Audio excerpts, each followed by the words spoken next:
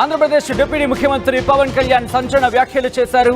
తాను 15 ఏళ్లు పొత్తులో ఉండాలి అనుకుంటున్నట్టు చెప్పుకొచ్చారు ఆయన. కానీ అధికారులు సహకరించట్లేదంటూ కూడా సంచలన వ్యాఖ్యలు చేశారు. అధికారులకు హనీమూన్ పీరియడ్ అయిపోయిందంటున్నారు Pawan Kalyan. Law and order విషయంలో నాటకాలు వేస్తే తొక్కి నారా తీస్తా అంటూ కూడా సంచలన వ్యాఖ్యలు చేశారు ఆయన. క్రిమినల్స్ కు కులం ఉండదు అంటూ చెప్పుకొచ్చారు. కష్టాలు తెలుసు గనక నేను తగ్గి మాట్లాడుతున్నట్టు కూడా ఆయన హాట్ కామెంట్స్ చేశారు. ఇంతకీ పవన్ కళ్యాణ్ ఏమన్నారు ఇప్పుడు చూద్దాం. అందుకని నేను చాలా స్పష్టంగా ఉన్నాను. 15 ఏళ్ల తక్కువ కాకుండా అలయన్స్ ఉండాలని మనస్ఫూర్తిగా నేను ఆ శక్తిపీఠాన్ని ఆనేసి చెప్తా ఉన్నా. కానీ అధికార యంత్రాంగం నాకు మీ సహకారం కావాలి.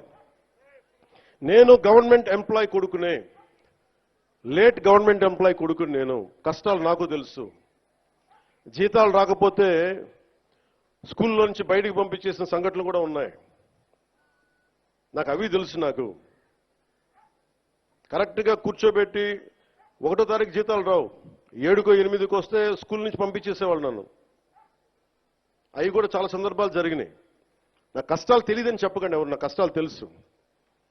అందుకే నిన్న ఎందుకు తగ్గి మాట్లాడతానంటే కష్టాలు తెలిసిన వాడిని కాబట్టి. నాకు అధికారం అలంకారం కాదు, అధికారం బాధ్యత నాకు. కానీ నాకు పిఠాపురం బాగుండాలి. నేను చాలా స్పష్టంగా ఉన్నా. లా అండ్ ఆర్డర్ కనుక ఎవరన్నా సరే ఇష్టరాజ్యంగా ఎవరన్నా సరే ఇష్టం వచ్చినట్టు చేస్తే తొక్కి నారత్తిస్తాను ఒక్కొక్కరికి.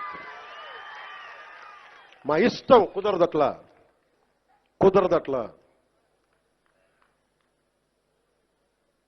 ఇది చాలా జాగ్రత్తగా ఉండాలి. ఇది నేను తెగించి వచ్చాను రాజకీయాల్లో, గుర్తుపెట్టుకోండి. గుండాలకి చంపేస్తానంటారు నన్ను. మొన్న అడవుల్లోకి వెళ్ళాలంటే నక్సలైట్లు మందు పాత్రలు పెడతారంటే పెడితే పెట్టండి, పేలిపోతాను. కానీ నేను ఆపను నడక. అంత తెగించున్నాను, గుర్తుపెట్టుకోండి.